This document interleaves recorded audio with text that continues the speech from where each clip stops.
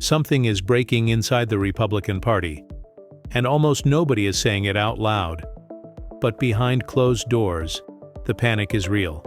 The whispers are getting louder, and for the first time in years, some of Donald Trump's closest allies are admitting something they never imagined they'd say. The party is losing control of the one issue that decides elections: the cost of living. And that's exactly where this story starts. Right now in Washington, top Republicans are sounding an alarm that feels less like politics and more like a survival warning. They're watching the numbers, they're listening to voters, they're staring at a reality they can't escape. If the GOP doesn't fix its message, and fast, they could lose their razor-thin majorities in Congress. One Republican said it brutally: "If we don't do this, we'd be morons." That's not a Democrat talking. That's Texas Republican Tony Gonzalez. And Gonzalez isn't alone. Nearly 24 GOP lawmakers, strategists, and aides told NBC News the same thing. Voters don't care about speeches. They care about rent, groceries, gas. And they're furious that nobody in Washington seems to understand what daily life feels like right now. But here's the twist. When the pressure hit its peak, Trump himself shrugged it off. He called affordability a hoax, a con job, a scam pushed by Democrats. And inside the party, that comment hit like a grenade. Even some of the most MAGA-loyal Republicans froze, because they know the truth. People don't think inflation is a hoax. They feel it every time they open their wallet. And one of the first to push back? Josh Hawley, one of Trump's most reliable defenders. Hawley said voters aren't dumb. They know exactly what things cost.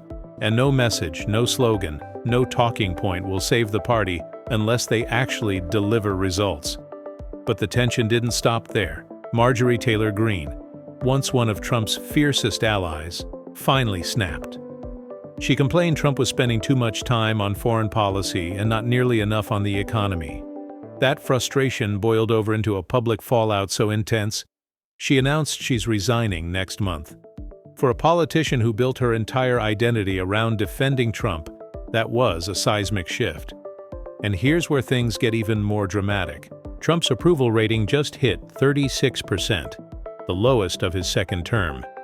That number sent shockwaves through Republican offices across Capitol Hill. If your approval drops below 40 in a midterm year, your party is in trouble. Real trouble. One retiring Republican put it bluntly: "I don't think our side should ignore that." And they're not ignoring it. They're panicking, quietly, privately, desperately, because the warning signs are already here. A special election in Tennessee should have been a slam dunk for Republicans. Trump won that district by 22 points just last year, but the GOP candidate only won by 9 this week. Voters told reporters the same thing again and again: the economy, the cost of living, health care. People are tired, stressed, and out of patience. That race wasn't a defeat, but it was a message, a sharp one. Even the Republican who won the election, Matt Van Epps, stood on stage and told his own party, "I'm tired of too many Republicans ceding affordability to Democrats." And that line hit Washington harder than the victory itself. Meanwhile, GOP leaders are trying to calm everyone down. Speaker Mike Johnson is telling members to relax. He says everything is going according to plan. He insists Americans will feel better early next year when the tax changes kick in. No tax on tips, no tax on overtime. A boost to the child tax credit. But here's the uncomfortable truth. Most Americans don't know what's in that bill, and many don't think it will help them. One senior Republican said something brutal: "No one in America knows what's in that bill. This is a blown majority." And that's the fear spreading through the party, that they're running out of time. Because while Republicans try to push their agenda, another problem is coming at them fast: health care. If Congress doesn't act before the end of the year, millions of Americans will see their premiums explode. And right now, Republicans don't have a clear replacement plan. Van Drew, a Republican from New Jersey, said it best: "Affordability is the new buzzword.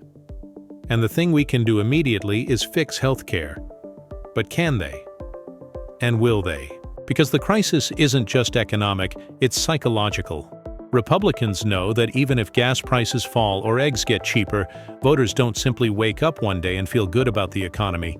The feeling of financial stress lasts long after the numbers improve. And right now, the feeling in America is heavy. Interest rates are high, jobs are tightening, inflation may be slowing, but prices aren't coming down. And people know it. Rand Paul said something that should scare every politician in Washington. People think slowing inflation means prices drop. It doesn't. It just means they rise slower. That's not satisfying. And he's right. Voters don't want numbers. They want relief. So where does that leave the Republican Party? Split, frustrated, and staring down the barrel of a political disaster if they can't fix the affordability crisis, or at least convince voters they're fighting for them. Trump is planning a trip to Pennsylvania to talk about his economic agenda. The White House says they've been working on affordability since day one. But inside the party, doubts are mounting. Even loyalists are wondering if the strategy is enough, or if they're about to repeat the exact mistake Democrats made just a few years ago. And that brings us to the final, most important question. Are Republicans really ready to take on the cost of living crisis? Or are they hoping voters simply forget? Because voters won't forget, not this time. If you want more deep breakdowns like this, real stories, real tension, real consequences, make sure you stay with the channel, drop a like, and hit subscribe. This is where the real political drama gets uncovered, piece by piece, story by story, and trust me, the next chapter in this battle is coming fast.